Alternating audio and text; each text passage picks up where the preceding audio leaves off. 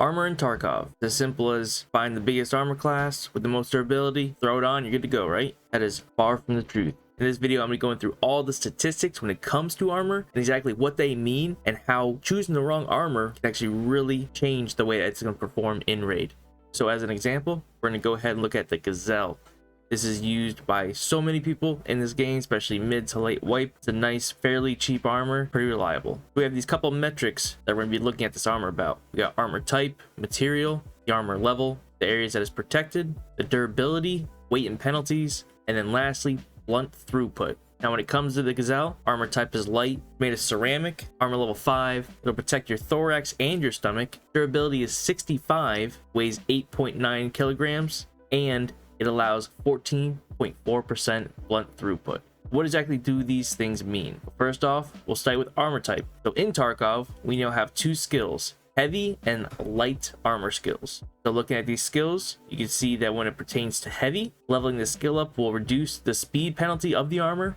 It'll reduce blunt damage to covered areas. It'll reduce the wear amount during repair of the armor.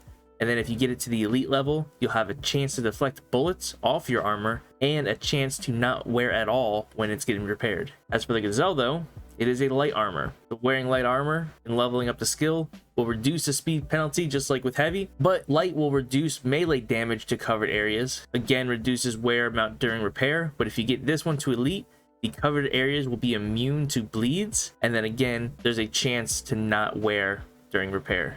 So with the Gazelle being a light armor, you're obviously going to be leveling up your light armor skill.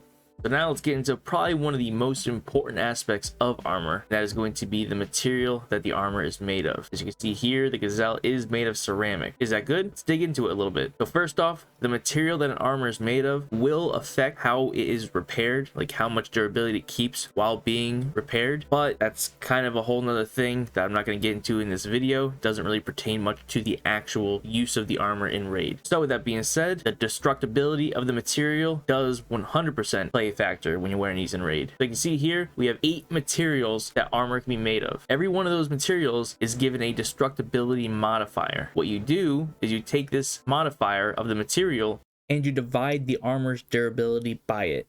So kind of give you an example that here we have 2 pretty early able to access armors, the NFM Thor and the 6B13. You can see the Thor is made of combined materials with a durability of 35, and the 6B13 is made of ceramic with a durability of 47. So right off the bat, both being level 4, both protecting thorax and stomach, you figure, oh, the 6B13 must be better. But once you take their durability and you divide by the modifier, with Thor having a 0.5 modifier for combined materials and the 6B13 having a 0.8 modifier for being made of ceramic, you can see that the Thor actually has 11 more what they call effective durability. So what this really comes down to is if a bullet does 10 damage of durability to both of these armors, what you'll see is a greater drop in the 47 than you would see in the 35 actually in game. Definitely something to keep an eye on when you are selecting your armor. Now that we've gone over material, talk a little bit about armor level. So you can see here the Gazelle is a solid level 5. Armor levels obviously go 1 through 6, with 6 being the biggest. But what exactly does that level 5 armor level mean? Well, an armor's chance to block bullets decreases greatly as the bullet's penetration stat gets closer to the armor's class times 10. Now it's a lot of words, go ahead and simplify that. Basically, if you have a level 4 armor and you're getting shot at by 5.56 by 45, you have M855 with 30 pen, it'll have a 9.1% chance of penetrating on the first shot. 856A1 with 37 pen will have a 55.3% chance of penning on the first shot, and then you go to 855A1 with a 44 pen, has a 94.3% chance of penning on the first shot. You can see the further you are away from that 40, so the armor class 4 times 10, the greater the percent chance that you will not pen on the first shot. But once you get close, like between the 37 and the 44 pen, there's a much smaller margin than there is between the 30 and the 37. And then obviously for every number you go above 44, it will increase the percent chance, just at a smaller amount. All right, talk about armor level. Now, protected areas. You can see here, the Gazelle is a solid armor that protects the thorax and the stomach. Now, just to make sure there's no confusion, by an armor protecting the thorax and the stomach, that means any rounds that go to these 2 areas right here will be protected by the armor. Now the armor can be penned, obviously, but it greatly decreases your chance of taking damage to these areas. Obviously, your thorax is very important, but if you watched any of my previous videos, the stomach is also important because of that 1.5 times modifier once it is zeroed. Now there is armor that protect your arms as well, and then when it comes to your head, there's actually numerous hitboxes on your head, like jaw, ears, eyes, top, nape, so on and so forth, and the helmets will actually go through each of those specific areas. So it's not like wearing a helmet protects your head. There's actually individual areas of your head that need protection. All right, now that we know the protected areas, talk about durability. You can see here the Gazelle says it has 65 durability, but we know that's not right now. Go ahead and take that 65 and divide by our 0.8 modifier for being ceramic, and we come up with a 81 effective durability. Now, one thing I want to point out when it comes to durability on armor is anything less than the max that the armor can have is going to protect you less. So if you have a Gazelle that has a max of 65 and say it goes down to 50 and you repair it and it goes back up to 57 out of 57, it is still going to only protect you as good as an armor that was 57 out of 65. So it's not 100% of what it's able to, it's 100% from the max. All right, so next thing is gonna be weight and penalties. So here you can see that the Gazelle weighs 8.9 kilograms. This obviously does affect the weight of your PMC when it comes to being overweight and whatnot. As for the penalties though, I'm not gonna go ahead and put those on there because they are going through a huge overhaul right now, and supposedly we're actually going to be getting rid of all the movement and ergonomic penalties off of armor.